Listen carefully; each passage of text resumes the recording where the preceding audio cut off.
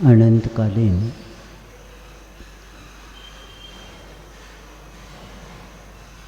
इस संसार में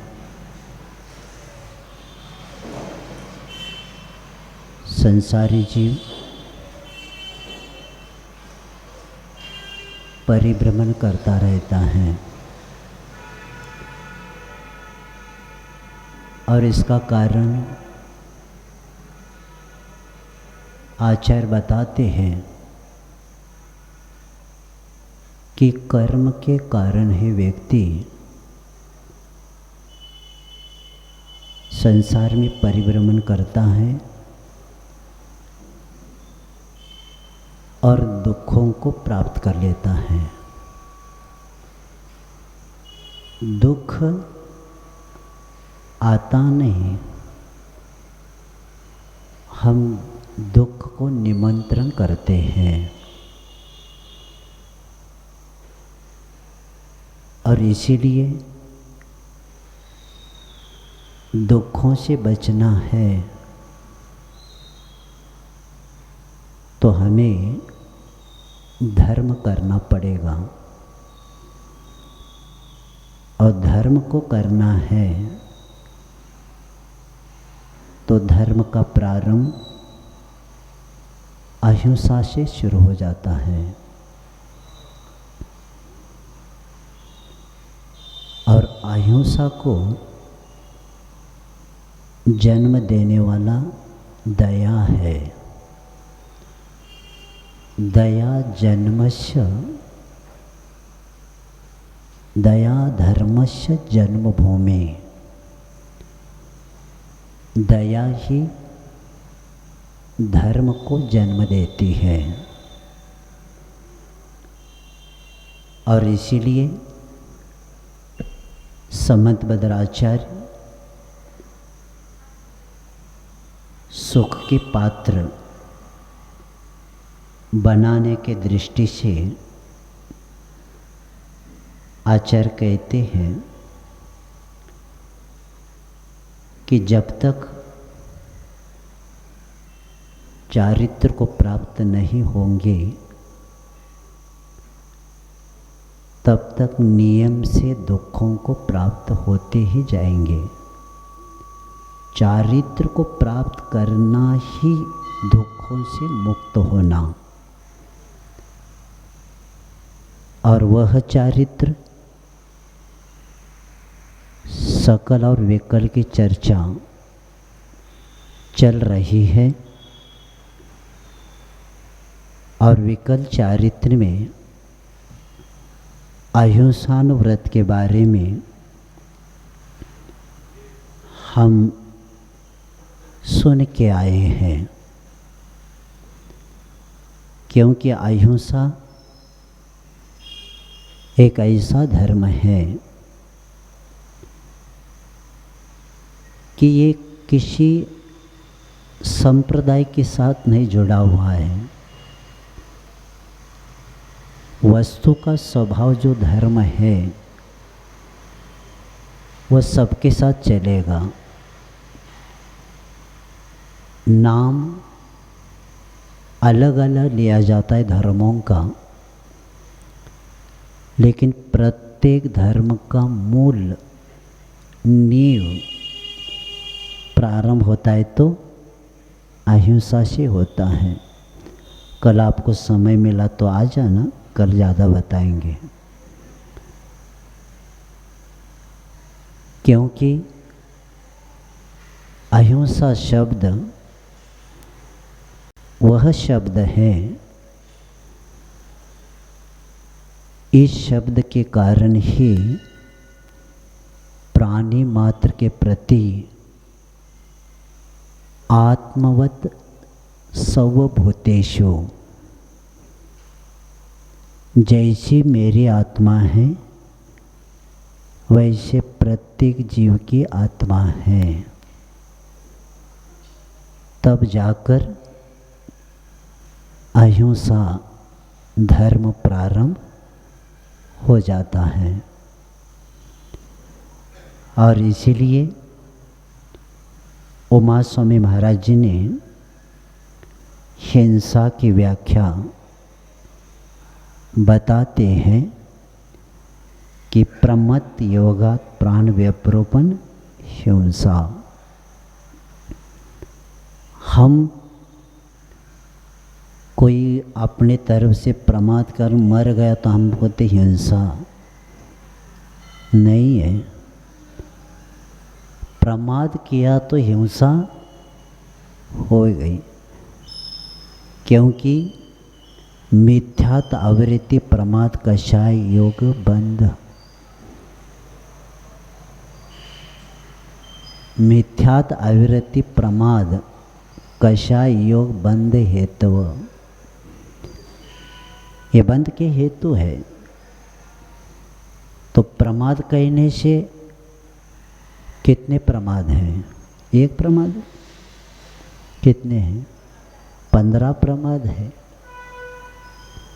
तो वे 4 कषाय है, 5 इंद्रियां हैं, 4 विकता है, निद्रा और स्नेह।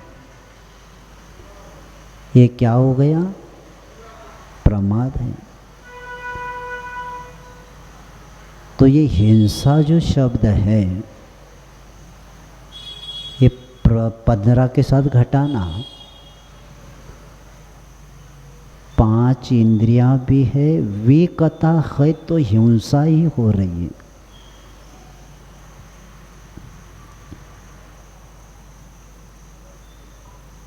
स्त्री कथा, भोजन कथा आदि को लेके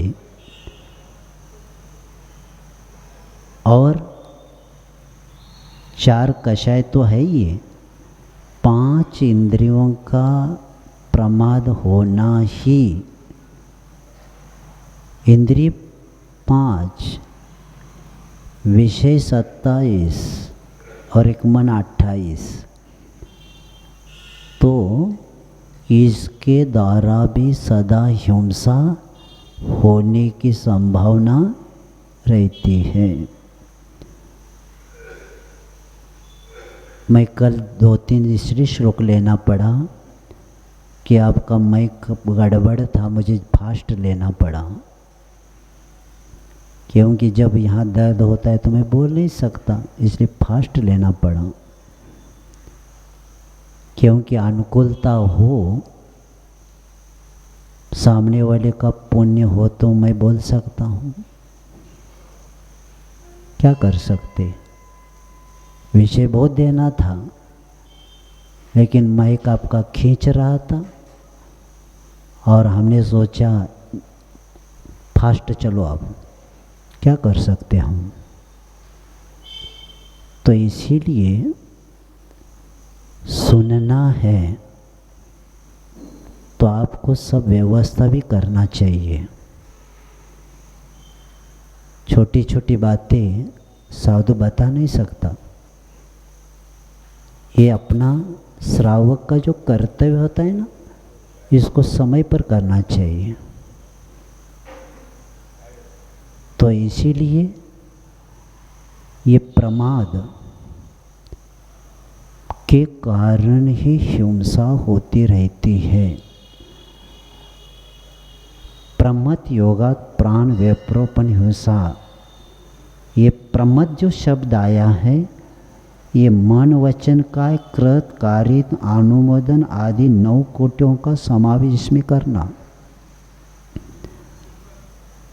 और इससे हमें बचना पड़ेगा, तब जाकर अनुव्रतों का और महाव्रतों का भी पालन हो सकता है। इसलिए कभी कभी डर लगने लगता है संसार से,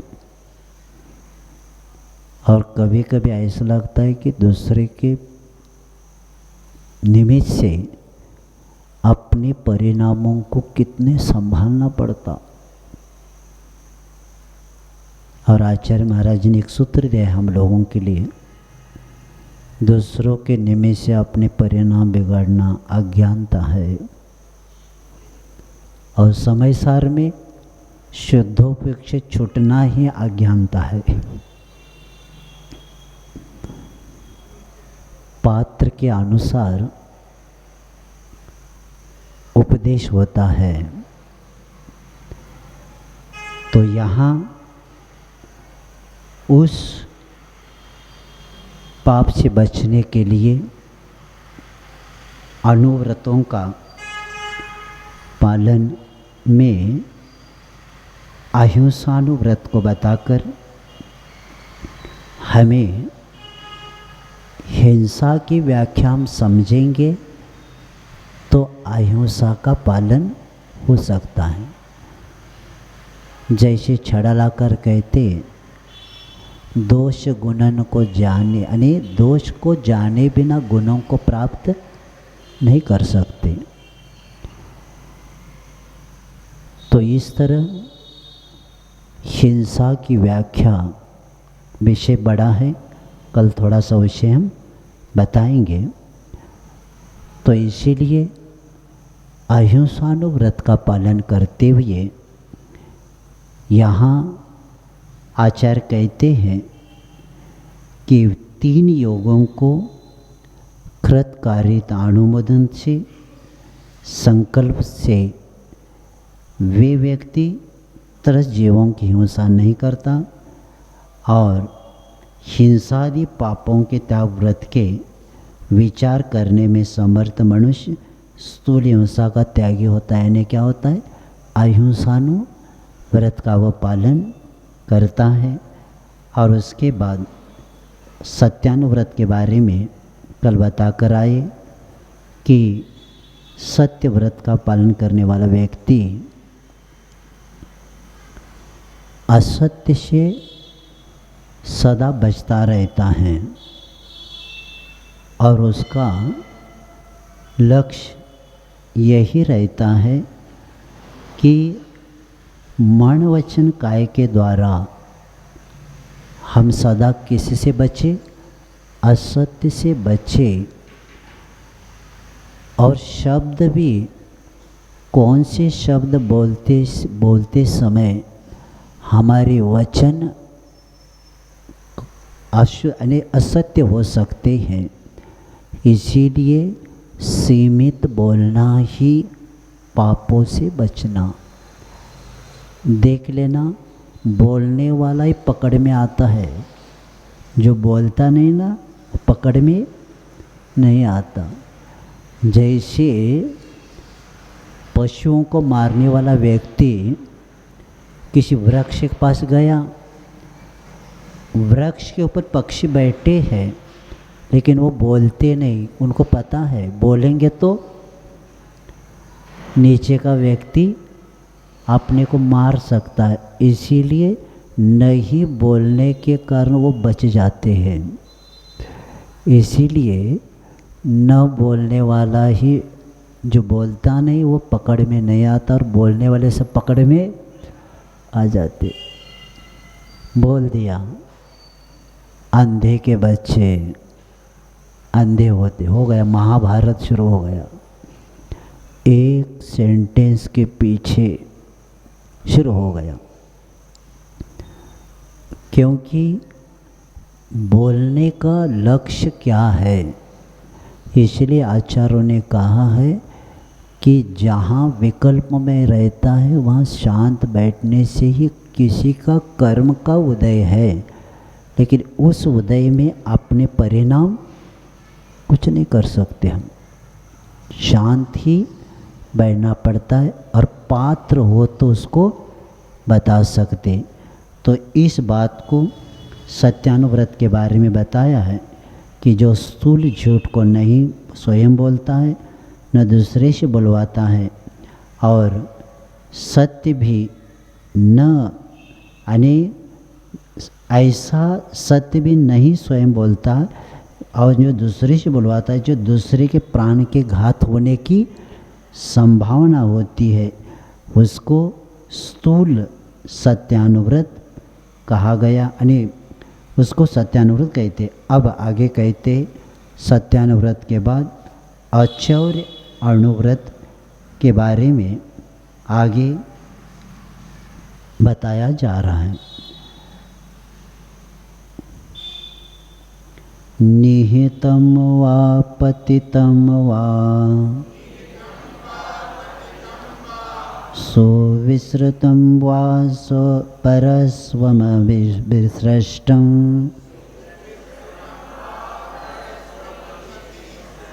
न हरति अन्यच दत्ते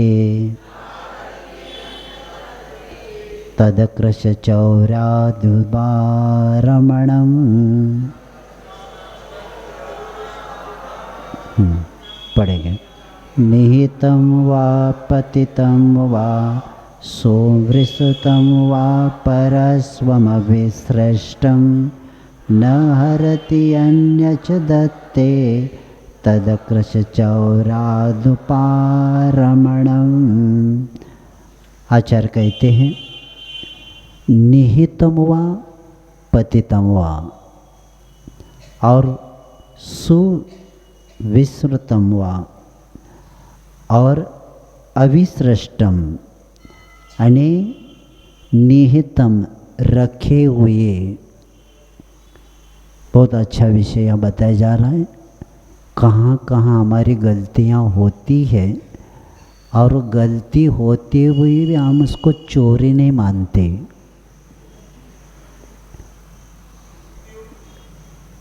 हाँ, उपयोग ही नहीं जाता, ये चोरी है।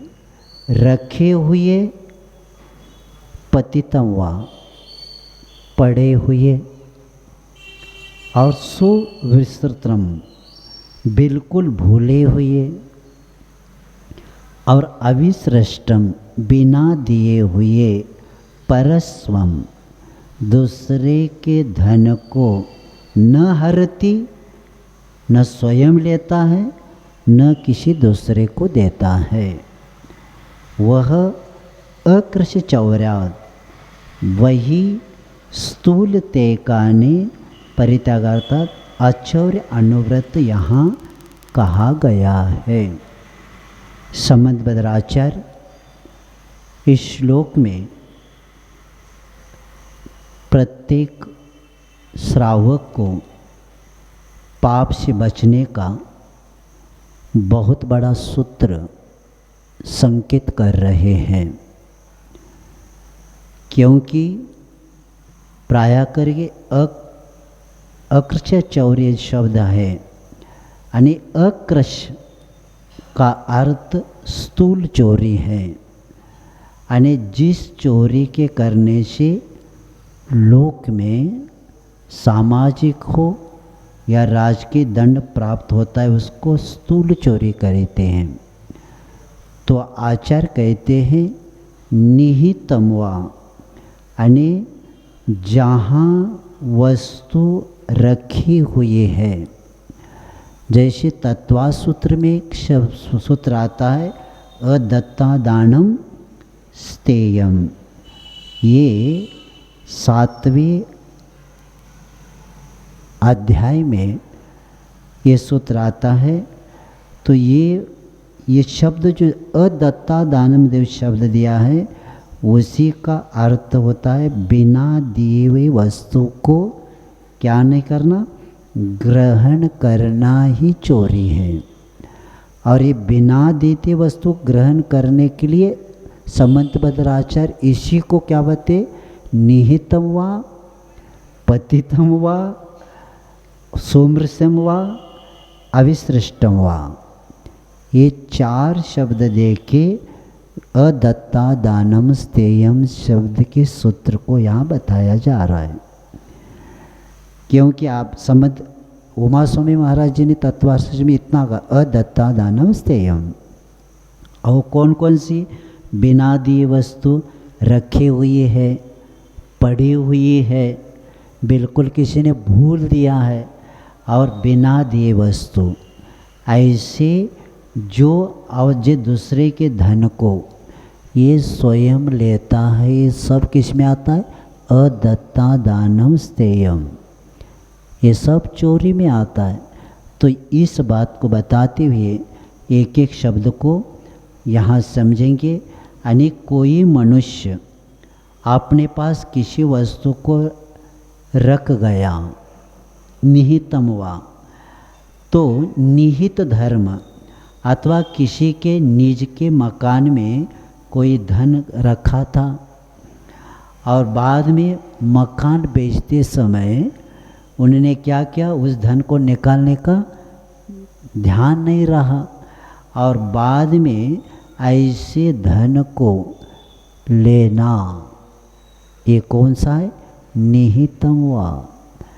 तो इसको भी, क्योंकि धन नहीं बेचा उन्होंने, क्या बेचा है, घर बेचा है और भूल गया था उन्होंने। तो घर बेचने लेने के बाद हम क्या कहते, हम इसके मालिक है। तो ये निहित यानी धन को निहित धन कहते। और पतितम वा, किसी की कोई वस्तु चलते समय रास्ते में गिर गई और तो उस धन को पतित कहते। और उस वस्तु को हमने ले लिया, हमने सोचा अब कोई नहीं उठाएगा तो हम ही उठाए। और कई लोग क्या कहते कि वो वस्तु अब पैसे है समझ लो, कुछ है, नहीं तो क्या कर रहा है वो व्यक्ति ढूंढते आता, देख लिया, देखकर क्या किया, अंगूठी है समझ लो। तो अब वो आता है पता, तो उसमें पैर लेकर खड़े हो गए और सामने वाला पूछता है अपनी अंगूठी देखा क्या, नहीं नहीं कहाँ है, देखा नहीं। और किस पर खड़ा है, उसी के ऊपर खड़ा है। तो ये किस में आता है, चोरी में आता है।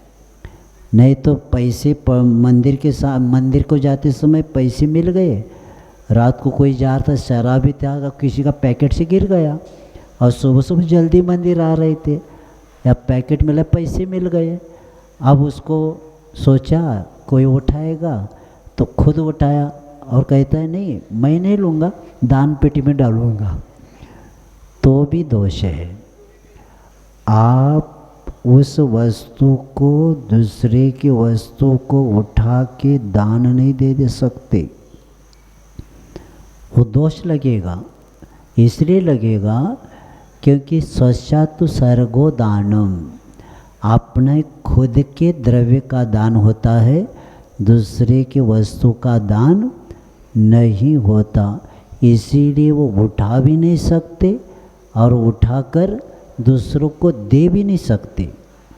नहीं तो हाँ ले लो आप, हमें तो ज़रूरत नहीं। तो ये भी किस में आता है, दोष में आता है, चोरी में आता है।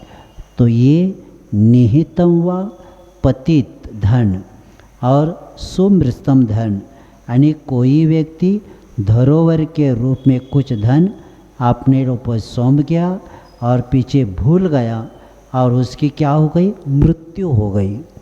उन्होंने पैसे दे दिया, धन सोना दे दिया और उसकी क्या हो गई, मृत्यु हो गई। अब उसके उत्तराधिकारी पुत्र को पता नहीं कि उनके पिताजी ने हमें क्या दिया है, सोना दिया था, पैसा दिया था। अब लड़के को पता नहीं, तो क्या करना, उस धन को लड़के को देना नहीं, तो उसको क्या करना, हड़प करना। उत्तर पुत्र आदि को खबर नहीं होती, उसको वो मांगेगा भी नहीं, पता भी नहीं, लेकिन अपना कर्तव्य होता है कि आपके पिताजी ने क्या किया था, उनसे मैंने ये पैसे लिया था और उनकी मृत्यु हो गई, तो ये पैसे आप ले लो। तो ये देंगे तो ठीक है, नहीं तो उसको हड़प कर ले लेंगे तो किसका दोष लगता है, चोरी का। क्योंकि वस्तु अपनी नहीं, देखो धन अपना है ही नहीं, जब उनका लिया था देना ही पड़ेगा, नहीं दिया तो भी आपको कर्म का बंद हो ही जाएगा। इसीलिए अन्य दर्शन अने कई बड़ी बड़ी किताबें लिखी है, जैन धर्म के अनुव्रतों का पालन देश करे तो कहीं कोर्ट की ज़रूरत ही नहीं, कोर्ट कचहरियों की ज़रूरत नहीं। बहुत अच्छे अच्छे इसके ऊपर विषय लिखा है। और जैन लोगों ने जो जो अध्ययन किया है उन्होंने भी कहा है कि जैनों के जो शास्त्रों में अनुव्रतों की बात किया है, अनुव्रत का पालन अगर देश में थोड़ा सा प्रचार हो जाए तो कहीं पर भी ये जेल, ये कोर्ट, ये पुलिस, इसकी कुछ भी ज़रूरत नहीं पड़ेगी, क्योंकि प्रत्येक व्यक्ति इसको पाप को पाप समझेगा। क्योंकि पाप के कारण तो ये कोर्ट खड़ा हो गया, पाप के कारण तो ये पुलिस खड़े हो गए, और पाप के कारण ही जेल खोलना पड़ा। अगर ये इसका पालन हो जाएगा तो कहीं विद्वानों के अच्छे अच्छे लेख इस पर लिखे हैं, और संविधान के बारे में भी कहा है कि संविधान इस बारे में थोड़ा सा जानकारी ले ले तो इस जैनों के तत्वों का प्रचार हो जाए। विदेश में भी अभी जैन धर्म का क्लास शुरू हो गया, क्योंकि स्कूल में ये राइफल आदि लेके बच्चे आते वहाँ कुछ नहीं होता, है ही नहीं। और कल का एक विषय सुन के तो मैंने पेपर हम पढ़ते ही नहीं, कल एक व्यक्ति शाम को बता रहे थे गर्भपात का इतना बड़ा कोर्ट का निर्णय आया है। सुन के लगता है आप पाश्चात्य संस्कृति आने वाले हैं। गर्भपात कोई भी कर सकता है, कैसे भी कर सकता है, कुमारी भी गर्भपात कर सकते हैं, ऐसा कुछ आया है, हमने पढ़ा नहीं, आज पढ़ेंगे पेपर लेकर। कल का सुन के ऐसा लगा कि सब कुछ कर सकते। और लव मैरिज नहीं हो रहा है, उन्होंने लड़का की शादी नहीं करना चाहता है तो कोर्ट कहता है गर्भपात कर लो। ये ऐसा निर्णय आया है, सुन के लगता है क्या हो रहा है, पतन की ओर सब जा रहे। कल का सुन के इतना विकल्प हुआ तो विषय पूरा पढ़ेंगे, और मैं कल और विषय रखूँगा। ये पढ़ के ऐसा रखा है कि मर्यादा कुछ भी है ही नहीं। अनेक कुमारी भी गर्भपात कर सकती है, ऐसा कुछ आया कहते, और इसको दंडनीय दिया जाएगा, ऐसे विषय आया। ये सुन के ऐसा लगता है क्या हो गया, स्वच्छंदता, पहला तो स्वच्छंदता है, और ये जो कोर्ट का ऐसा निर्णय हो जाएगा तो माता पिता कोई हाथ में बच्ची नहीं रह सकती।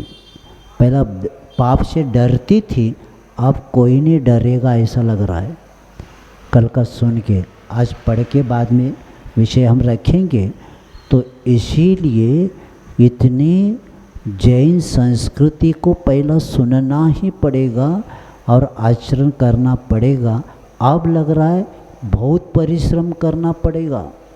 सामाजिक अच्छे कार्य करते हो साधुओं को इस पर बहुत अभी क्या करना पड़ेगा, काम करना पड़ेगा। ऐसा नया नया विषय आ जाता है, पहला ये समझाना मुश्किल हो गया और नया विषय ऐसे कोर्ट का निश्चय सुन के तो ये अने वे धन विस्मृतन और ऐसे आचार्य व्रत का जो व्रती होता है ये कर आदि टैक्स को भी चोरी माना जाता है, क्योंकि जो आचार्य अनुव्रत के धारक होते मनुष्य को आयकर है, विक्रय कर है और निगम कर आदि के राजकीय कर जो टैक्स की चोरी नहीं होना चाहिए, और इसी में भी उनको दोष लगता है।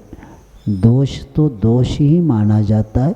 इसलिए जैनाचार्यों ने कहा है कि आपकी कमाई में अलग अलग खाता खोलेंगे तो उसमें धर्म का एक भी खाता होता है।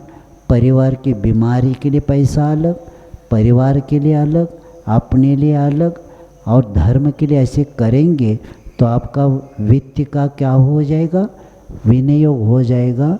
नहीं तो धन बढ़ जाएगा तो टैक्स से बचने की कोशिश करेगा, लेकिन इसमें भी दोष लगता जाएगा।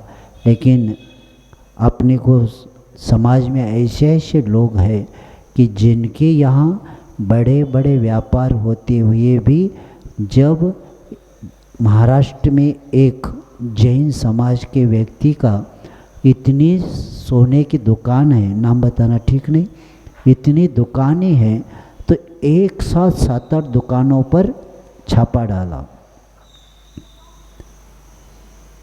जब छापा डालते ही प्रत्येक व्यक्ति जो मालिक होता है घूमता है इधर उधर, लेकिन वो शांत बैठे थे अपनी कुर्सी पर।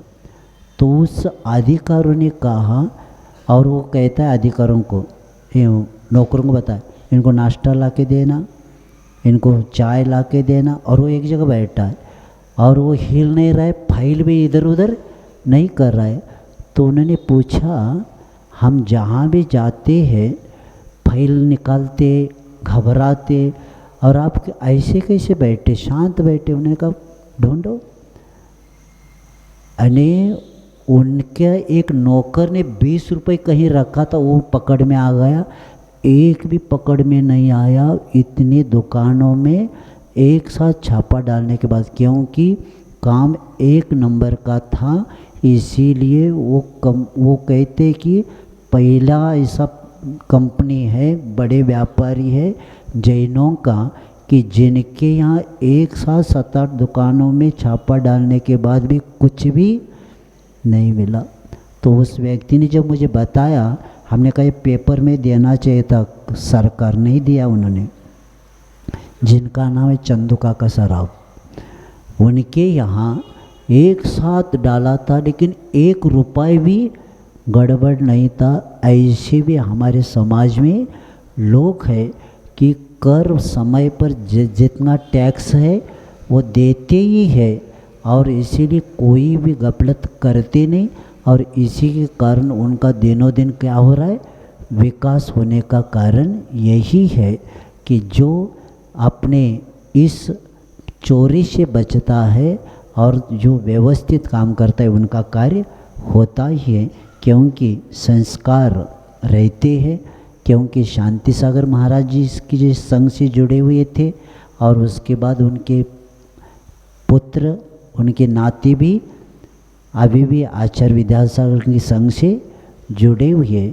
इसी के संस्कार के कारण वे व्यक्ति इतना बड़ा कार्य करते हुए भी अपना थोड़ी सी भी ऐसी भी समाज में लोग हैं, जैसे अशोक जी का भी आया था कि यहाँ वहाँ छापा डाला है और ये दशलक्षण में पूजन कर रहे हैं। सबने कह दिया कुछ हुआ होने दो, हमारे तो चले, पूजा मैं छोड़ नहीं सकता, मैं जा नहीं सकता, क्योंकि मेरा संकल्प है 10 दिन धर्म ध्यान का है। वहाँ कितने भी पढ़े, कुछ भी पकड़े, हमारा ये महत्वपूर्ण है, वो महत्वपूर्ण नहीं है। तो ऐसे भी लोग हमारे समाज में, इसी के कारण ही ये संस्कार बचपन से मिलने के कारण वो पालते हैं। तो ये आचार्य अनुव्रत के बारे में आचार्य बता के कहते हैं कि ऐसी वस्तु से जो आचार्य अनुव्रत का पालन करता है, ये हर बात को इसको ये करता है। जैसे मकान आदि के बारे में बता कर आए, क्योंकि आचार्यों ने लिखा है, अस्वामी कश्य वित्तस्य दायुदो मेदिनीपति, यानी जिसका कोई स्वामी नहीं है ऐसे धन का स्वामी राजा होता है। जैसे किसी किला है शासकीय और कोई है, और वहाँ हम गए हैं और वहाँ हमें धन मिला, अब वो कहीं मालिक उसको तो शासकीय है, तो वो क्या करना, आप मालिक उसके नहीं बन सकते। उसकी कौन मालिक रहेगा, शासकीय सरकार ही मालिक रहेगा। यानी जिस स्थान का कोई मालिक नहीं, ऐसी जगह धन मिला गड़ा हुआ, तो वह धन अपना नहीं, उसका मालिक कौन रहेगा, शासकीय सरकार राजकीय रहेगा। ऐसे यहाँ, क्योंकि ऐसी वस्तु वहाँ जमा करना ही अपना कर्तव्य होता है। और धन गड़ा हुआ भी, कितनी गड़ा हुआ धन आप मालिक बन सकते, उसके नीचे का गड़ा हुआ जो ज़्यादा होगा उसका मालिक कौन रहेगा, सरकार रहेगी। ये भी है, जैसे जिस घर में आप रहते हैं आपके पूर्वजों ने रखा था, तो वो काम करते समय निकल गया तो वो आपका हो सकता है, लेकिन कोई अंतर बताया उससे ज़्यादा का अंतर का हो तो आप मालिक उसके बन नहीं सकते। वो मालिक कौन रहेंगे? शासकीय रहेगा। ऐसे भी कानून कुछ नियम है और इसी के कारण आचार्य बताते हैं कि आचार्य व्रत पालने वाला व्यक्ति अपने व्रतों का अच्छी तरह से पालन करते और राजकीय कार्यालय में ऐसा जमा करके देने को कहा है या उसकी सूचना प्रसारित कर देना चाहिए, ऐसे भी बताया है। और इस बात को लेके आचार्य अनुव्रत ये बता के आगे कहते हैं कि आचार्य अनुव्रत के अत्याचार कौन कौन से होते हैं। चौर्य प्रयोग चौरार्था, दान विलोप सदृश सन्मिश्रा, हीनादिक विनिमानं, पंचास्ते व्यतिपाता। हाँ पढ़ेंगे। चौर्य दान विलोप सदृश सन्मिश्रा,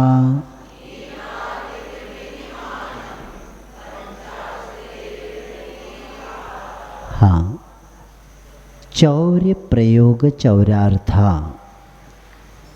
चौर्य प्रयोग चौरार्थ, विलोप चौरार्थ दान, विलोप सदृश सन्मिश्र और हीनादिक विनिमान, ये 5 आचार्य अनुव्रत में अत्याचार बताए जा रहे हैं। तो चौर्य प्रयोग, इसमें चोरी करने वाले चोर के लिए क्या करना? स्वयं प्रेरणा देना, खुद नहीं करना। चोरी करने वालों को क्या करना? प्रेरणा देना या दूसरे से प्रेरणा दिलाना, उसको बताना, वो करेगा वो काम। और किसी ने प्रेरणा दी, देते हुए उसकी क्या करना? अनुमोदना करना। हमने उसको ऐसा ऐसा बताया, वो कहता बहुत अच्छा किया आपने, उसको बता कर आए। ये क्या हो गया? प्रशंसा करना। ये चौर्य प्रयोग अत्याचार है, क्योंकि चोरी करने के लिए दूसरों को प्रेरणा देना भी अपने लिए पाप है। खुद नहीं करना लेकिन दूसरों को, जैसे लोग करते ना, आज हमारे अष्टमी है और सर्प वहाँ गया है, लठियाँ वहाँ हैं, खुद नहीं करना हिंसा, क्या करना? आज हमारे अष्टमी है, सर्प वहाँ गया है, लठियाँ यहाँ रखा है और मैं बैठूँ, खुद नहीं करना, दूसरे से करवाना। तो उसी तरह चोरी भी खुद नहीं करना, दूसरे से करवाना, ये भी दोष में आता है। और वे चौरार्थ अपने द्वारा प्रेरणा और अनुमोदन से रहित चोर के द्वारा चुरा कर लाई वस्तु को क्या करना? ग्रहण करना। उसको क्या करना? हम जानते हैं, क्या जानते हैं कि ये चोरी का माल है, तो भी खरीदते हैं हम। और आपको पता ही है, चोरी का माल है तो आधे दाम में मिलता है, कम में मिलता है। तो क्या किया? उसको पता है ये बेचने वाला व्यक्ति इतने कम से दे रहा है, तो इसका मतलब क्या है? क्योंकि उसको जल्दी बेच के यहाँ से मार्केट से जाना है, क्योंकि जहाँ से चोरी करके लाए उसको पता पड़ जाए और किसी ने देखेंगे तो भी पकड़ेंगे, इसलिए क्या करना है? जल्दी करो कहता है वो, और यहाँ दे दो जल्दी जितना देना है। तो क्या करना? ऐसी वस्तु को खरीदना बहुत अच्छा है, आधी कीमत में मिल रहा है, पूर्ण कीमत में बेचेंगे। तो ये और समझ लीजिए वो पकड़ में आ गया, खरीद किया और पकड़ में आ गया, तो उसको जब मारते ना वो कहते बताओ कहाँ है वो, और ये कहाँ आएगा, आपके पास आएगा, वो कहेगा यहाँ रखा है वो। अब क्या हो जाएगा, वो तो पकड़ में आ गया, देख खरीद करने वाला भी पकड़ में आ गया। इसीलिए कितने भी कम या फ्री में भी मिले तो ऐसी वस्तु नहीं लेना चाहिए। इसलिए नहीं ले, क्योंकि चोरी हुई वस्तु अपने लिए भी चोरी हुई वस्तु है। वो ऐसा थोड़ी हम खरीद कर रहे तो हमारा वो समीचीन काम हो जाएगा, तो वो भी चोरी हुई वस्तु है। ऐसी वस्तु को जानते हुए भी चोरी का माल खरीद करना ये चौर्यार्थ दान, और क्या ज़्यादा ही हो गया। अतिचार अलग है, अनाचार ये पूरा टूट गया व्रत हमारा, अनुव्रत क्या हो गया, चला ही गया। तो इसीलिए इससे अपने को बचना है। देखो आचार्य ने हमारे भगवान की वाणी में क्या क्या कितना विषय अच्छा है। इसलिए मैंने पहले दिन कहा था कि आचार्य जी जब रत्नकर्ण श्रावकाचार्य शुरू किए, पहले दिन कहा था कि देखो श्रावक को जीने की कला सिखाता है रत्नकर्ण श्रावकाचार्य। जीवन जीने की कला श्रावकाचार्य श्रावक को सिखाता ही है। और श्रावकाचार्य कितने लोग पढ़ते हैं, बहुत लोग कम पढ़ते और पढ़ते भी है, एग्ज़ाम भी देते, लेकिन इतने तलहटी तक कौन जाता है, ऊपर ऊपर। हाँ चौर्यार्थम चौरदान वहाँ हो गया, क्या हो गया। लेकिन जब उस गहराई तक पहुँच जाते तो तब हम कर्म से बचेंगे। क्या होगा, पाप से बचेंगे, नहीं तो अनुव्रत का भी पालन आपका नहीं हो सकता।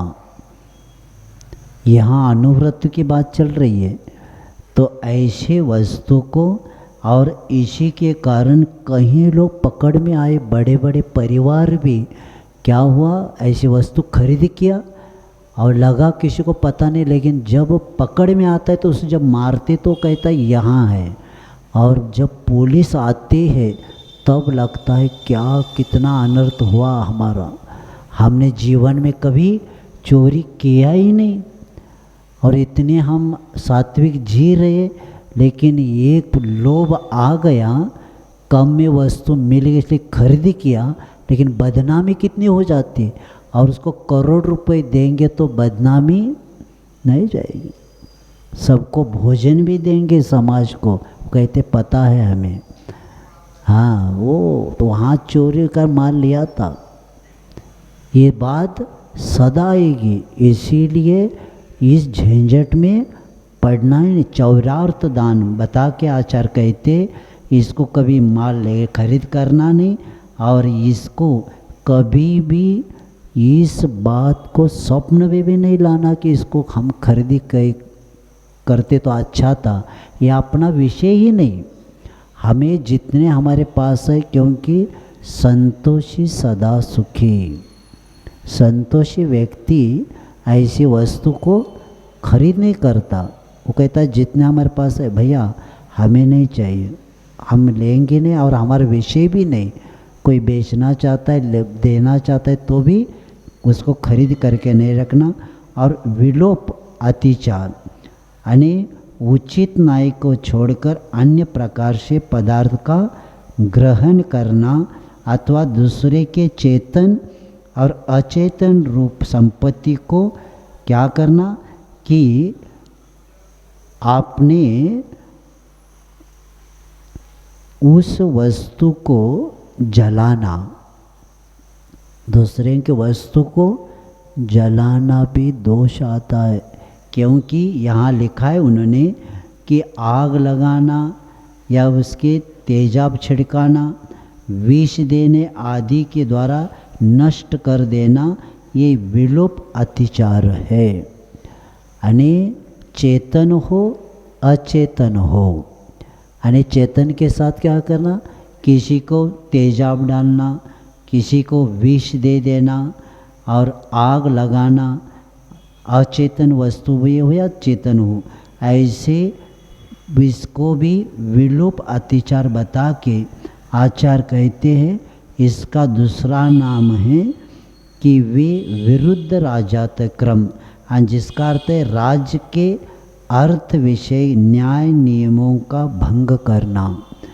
उस देश के न्याय का क्या करना, भंग करना, उसको अन्याय, न्याय का विषय था लेकिन अन्याय की ओर हम जाना, इसी के कारण नियमों का भंग करना, ये भी दोष आता है। विलोप जो अतिचार है उसमें बताया है।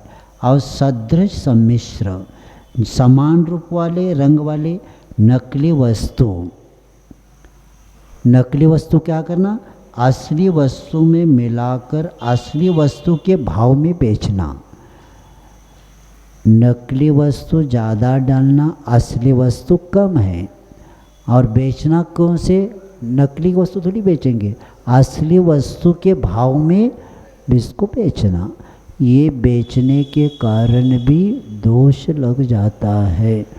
जैसे मिर्च, कौन सा, काली मिर्च, हाँ, उसमें पपीता के बीज को सुखाया तो काली मिर्च से वही असली लगता है, काली मिर्च नकली लगता है।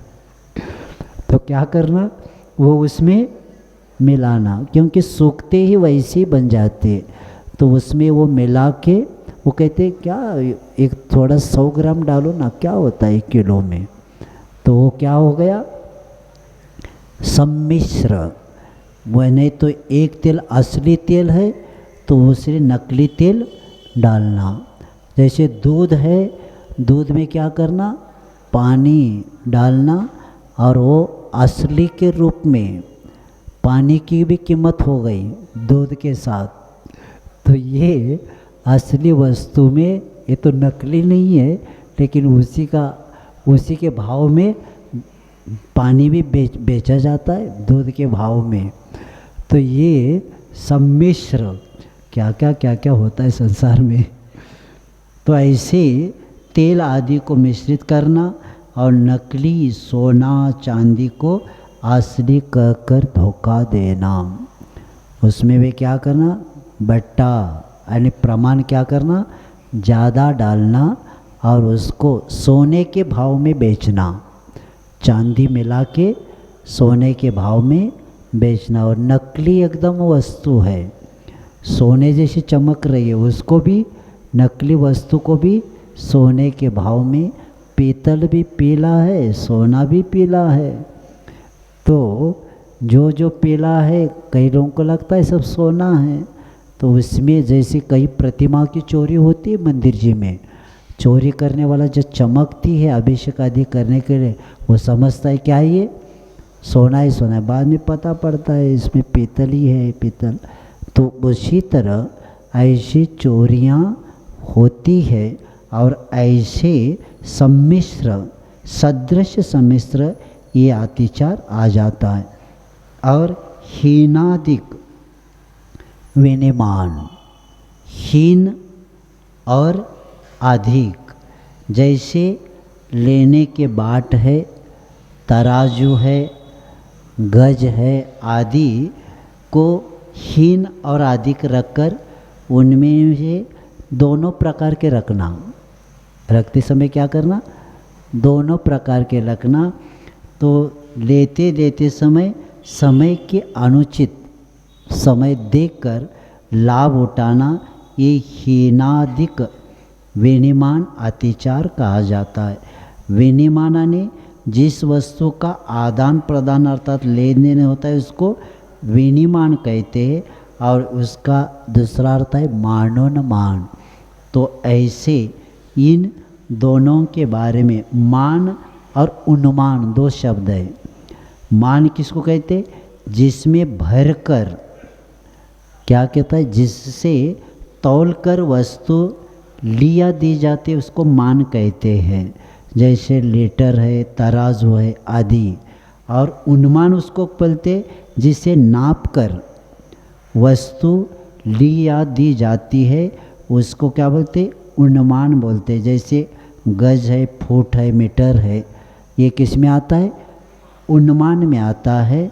और मान में तौला हुआ ऐसे वस्तु तराजू आदि आ जाता है। तो क्या करते, अभी ग्राहक आ गया, अब उसको उससे लेना है, तो हमें लेना है, तो अंदर कहना छोटी बहू को बुलाओ। अब छोटी बहू तो नौकर वो नाप लाता है, तो उससे क्या करना, अब उससे ज़्यादा उसको क्या करना है, देना है कि लेना है। उससे लेते समय बड़ी बहू, दूसरे से लेते समय क्या करना, बड़ी बहू को बुलाओ। तो बड़ी बहू कहते ही वो क्या करेगा, नाप बड़ा लाएगा और खरीदी करते समय क्या किया, ज़्यादा ले लिया। अब देना है किसी को तो छोटे बहू को बुलाओ और वो नाप क्या करेगा, कम लाएगा और पैसा ज़्यादा लेगा। तो ये आचार्य महाराज जी ने उदाहरण बताए थे। ऐसे भी व्यापारी है, बहू तो अंदर है ही नहीं, इतना कहना छोटी बहू और बड़ी बहू ऐसे कह के नौकर समझ लेता है। छोटी बहू कहते ही छोटी नाप लेके जाना है, क्योंकि खरीदी क्या करना है, उनसे देना है। और बड़ी बहू कहते ही अब कोई माल लेके आया है, अब उससे क्या करना है, ज़्यादा लेना है और दूसरी बेचते समय छोटी बहू को लाना। ऐसे करते दोनों बहू के पीछे बहुआरम परिग्रह नारकस्य आयुष्य, बहुत आरंभ और बहुत परिग्रह करके नरकायु की तैयारी व्यक्ति कर लेता है। तो ये चौर प्रयोग अचौर अनवरत के बारे में आचार्य कहते कि इससे हमें बचना है, तब कार्य हो जाएगा। अब कल ब्रह्मचर्य के ऊपर, ब्रह्मचर्य अनवरत के बारे में कल बताएं। समय आपका हो गया।